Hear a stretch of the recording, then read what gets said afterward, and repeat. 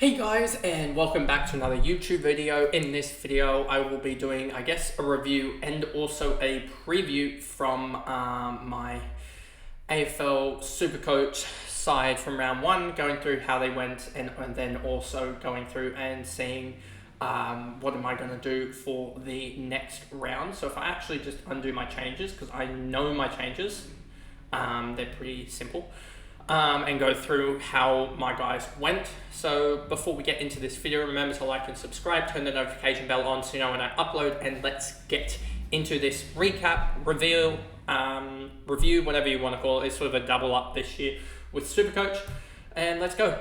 So first off, you see Nick Dacos 135. I wish I had VC'd him. That was a simple VC. I didn't think he'd have 37 touches against the Swans. I thought they'd keep him a little bit quiet, but in the end, they allowed him to get the ball, but it wasn't as damaging as what it was previously with Nick Dacos against a lot of other sides. I know that he had a lot of contested possessions. Contested possessions are fraught with a little bit of, not necessarily accuracy, because obviously a contested possession is a contested possession, but maybe our view of what a contested possession is different to what the actual contested possession is counted as. But he's still absolute going to be a Brownlow medalist one day, and stuff like that, but he didn't have the impact. He never really has had an impact on the game against Sydney, and that's something I think we can hold our heads up for. But I know it's going to come one day where he has 40 against us, 2 goals, and I know he still had 37 and a goal, but it wasn't as impacting. He only had, I think, something like 300 meters gained. If we go to he had something very, very low meters gained wise against us, which is sort of shows what I was talking about. If we go here, you see Nick Dacos 422 meters gained on 37 touches, whereas Isaac Heaney had 60 more meters gained on 8 less touches. Chad Warner had 10 less touches for like 30 less meters gained, and Errol Goulden had 7 less touches for another 200 meters gained. So if you look at the meters gained stat, or a meters gained per possession, you'd see he's very, very low in comparison to everyone else. Even like Maynard, etc. And I know that it was because he had 17 kicks. If you look at the kicks wise, he's around about I would say around about the same with a lot of people that had the same amount of kicks. But he just wasn't as damaging as what he was previously, but still a 135, you take that. And I think he was a 135 is very, very damaging in SuperCoach, whereas it was only a 1, 2, 3 in Fantasy, so it wasn't as damaging. And he does have potentially a Windhager tag and also a McInnes tag upcoming, so I'm not too worried about not owning Nick Dacos in Fantasy at the moment, unless he pops a 160 in the next couple of weeks. I will be then worried, but if he drops anything below about 100, then it pretty much justifies that decision to not own him. But yes, he should still do well in SuperCoach because he had a really bad disposal game. If you actually look at it, Rowbottom had disposed of it better than him. So he was at 73%, which I guess when you're at high volumes, it does start to lower. But I think he'll have one of those games where he just goes at like 85, and it will really help his SuperCoach, but it might necessarily not translate in Fantasy is what I'm sort of assuming is going to happen. She's a 130. He looked great against GWS. Happy to own him. Wish I had VC'd him. You know, same old basically. Hayden Young, it seems like there could be a chance that he goes into the back line. They tried Bailey Banfield, but I reckon they just stick to going Hayden Young down back for the next couple of weeks, I believe, until they get Wormer and other guys back from concussion and some other minor niggles. So yeah, I'm not too worried about Hayden Young going back there for 1 to 2 weeks. I think still his SuperCoach game, he can gain it back. I mean, he's got a break even of 127 across, and then he will have another one before he price jumps or price falls. So I'm not too worried about Hayden Young. I still think the role is there for him to go well. And so not too worried at the moment about him. Elliot Yeo did exactly what we wanted him to do, and has now got a break even of 72 for, I don't know whether that's to hold his price or whatever at this point in time, because we obviously have the jumps in the third round, not next week, for him. So yeah, I really liked the way he was playing, and it was against Port, who I don't think are as much of a stoppage team. So yeah, not too worried about that. If we quickly go back to here and go to the stats for the Port game, if I go to round, here we go, and then go to this game, I think you'll find that the hitouts, you saw the hitouts here, 43, 50, 54, 60, 54, 57, and then we go to, for instance, let's just take this game here, the Collingwood versus Sydney game, and we go to the hitouts here. You see that's 60, 64, so there was 7 more hitouts in the Swans game comparative to the Port game. We go to the Carlton game and you'll see, here we go, that was 49, what's that, 55, 57 as well in that game, so it doesn't really show it up there. We go to, I think this game had a lot as well. Player stats here, 69, 74, 77, 79. So it just shows that I think that was on the lower side of things.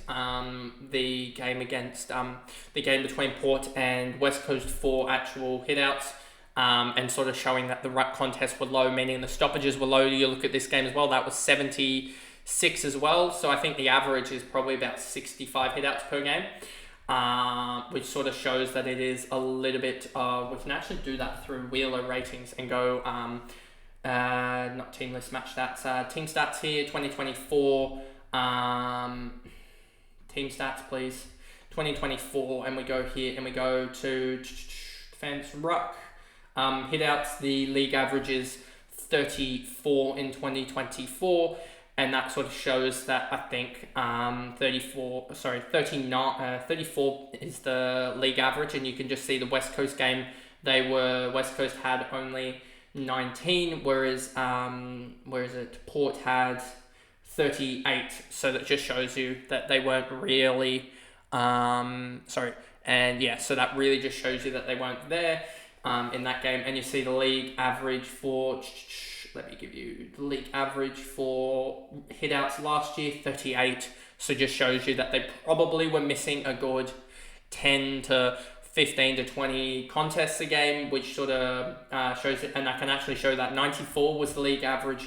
If we go to ruck contests here, you'll see that the game between Port and West Coast Eagles had roughly, 8 ruck contests lower than stoppages lower than normal, and that stoppages will get bigger across the season. As we saw last year, the ruck contest average was 94, so they were 15 short of that, meaning that Yo's role should actually improve, and that's why I'm holding on to Yo at the moment. And I think in AFL Fantasy you can hold on to him, as he does have who do they have this week? GW West they have, and I think that will improve slightly. Zach Williams on the bye, and you'll see my trades when we get to that in a second.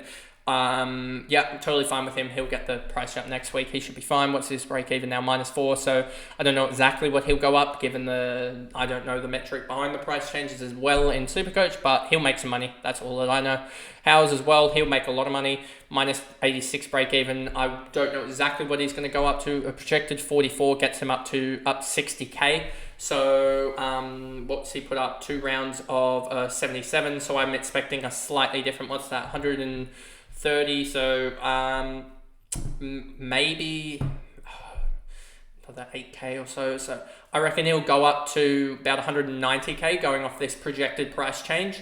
If he gets a 77 or something like that, he'll go up to 190k, which is good cash then, obviously. And I think I'd hold because he's going so well that you can get another couple of price changes out of him. But at his buy, you may have to get out of him. But yeah, I think he's going extremely well and really showing that he deserves to be in the league. Butters did really well. Martin butchered the ball, but he's fine. I really like the role of Martin, and he's going to have one of those games where he uses it 90%, had 30 touches, 8 marks or something like that, and it's just going to go into like a 120 or something. Wines 94 in a very uncontested game. Looking forward to seeing Port against other sides where they're going to probably have more contested. And Wines, I know his role is crap, but should do pretty well. And then you've got Bonner. Really liked his role as well as his scoring. Didn't have him in AFL Fantasy, and obviously with that video, I looked at the possibility of getting him in. So I'm not too worried about the not Darcy Wilson, the Sinclair effect, I should call it. And then you have the three rookies. McKercher, junk ball, got him to an 88. Sanders, 43, got subbed out in the third quarter. Was it 3/4 time? That was a weird sub out. So I have looked at potentially not playing him, but yeah, I don't know exactly what I'll do with that. I still have trust in him, but he could easily get bevoed, so I may just go sharp on field or something like that. Robert, 69, he did absolutely fine, and if he gets more of that progressive ball that it obviously is going to at the moment, Blakey, because he's an impact player, if he can just kick an extra 5 meters per possession forward, his damaging effect, I think, will mean that he scales better in Supercoach. I don't know exactly what it is, but it seems like his low meters game, the more backward passing or sideways passing, isn't getting the necessarily Supercoach scores for such high disposal efficiency. So hopefully he can get that, but still 70 from a rookie is perfect. Wilson, 66, took a couple goals to get to that, so hopefully he does better against Collingwood tonight, but yeah, I'm really liking the look of him. Sharp as well, another winger. These wingers are generally going to have up and down games, so there is a worry about that. And then Clark's 13, hopefully he can rebound, but it's a rookie, who knows. Grundy, 71, didn't even do too bad in Supercoach terms. He just got smacked with 7 free kicks against. If he didn't have that, he may have even gotten up to a 90. And then Gorn, 162. Absolutely huge. Wish I had VC'd him. Jackson, huge, 113. Heaney, 136. Fisher, 50. Have looked at trading him out. Have looked at some other stuff, so you'll see that in about a couple minutes' time. Fife, 103, huge. Jordan, 84. Sexton, 63. Reed, 78, really good on debut. And with more contests like that of Yo, he should do really well. And then Cadman has the game against West Coast, where I think he will towel up. So looking for a massive price rise out of him with a minus 56 break even. If he goes something like an 80, then I expect that price change to go up to sort of that 60, 70k range, and that sort of gets him around that point where you can really trade him out and gain something out of it. So yeah, really looking into that next week at his buy as a potential trade out, and using DPP to get him down to potentially Carroll, I think could almost be the play right there, and that'll get me 80k, and Carroll has like an 86 break even, minus 86 or something break even, so he could be a play to get off of the... I looked at getting in Carroll this week, but I think I'm going to get him next week, when a minus 70 break even could easily cause another 60k price rise. So that's sort of what I'm thinking about. But I think that trade for Carroll, the Cadman to Carroll trade, will happen next week. So what am I looking at for trading? Gibcus and Reed can get the hell out of my side. And then also I am going to make this switch here just because of the break evens and making a lot of cash. And I do think that Billings' role is very, very worthwhile. And also with Harms getting a week, it sort of means that that forward line is pretty weak on mid prices. And also the fact that if I go here and just thinking about it, I think Fisher will be that north half back that butchers the ball now, because you got Sheasel, you got McKercher, they're going to be ones that are looking for those pinpoint passes. And Goats is out, so it looks like McDonald or something will come back in, a more defensive-minded player. So I think Fisher's role will still be there, and I think he'll score well, but I think he will butcher the ball quite a lot. So that's why I'm not going to be going having Fisher in the side. And then one of them that I said I'm not going to go for in AFL Fantasy, but I'm going for in Supercoach is Massimo. And I think you can still score really well on a wing in Supercoach, and it's a lot easier to have more consistent 70 to 90 scores rather than 40s. So I'm sort of just hoping D'Ambrosio goes like a 70 or whatever in fantasy, or 60 in fantasy, and goes like a 90 or 100 in Supercoach.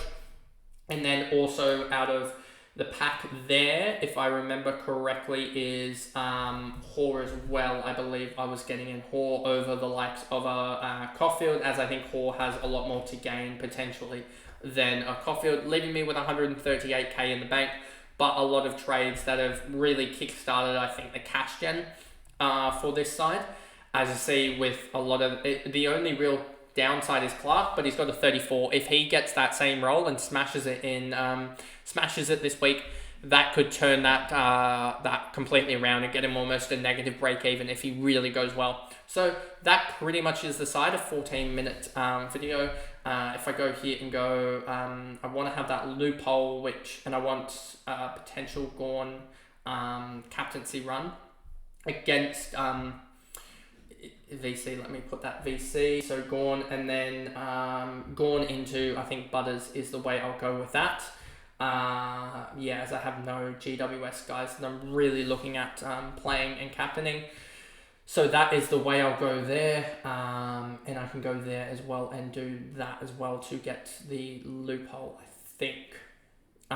So yeah, that's the way I'm going to probably play this, I reckon.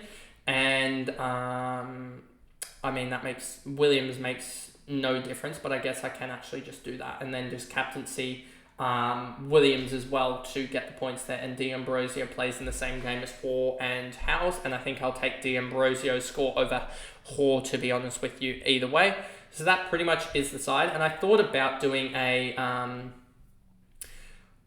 I could actually do this, and I think I will actually do this, is I'll risk it slightly by going Wilson here, Wilson there, and then Cadman on field for Wilson.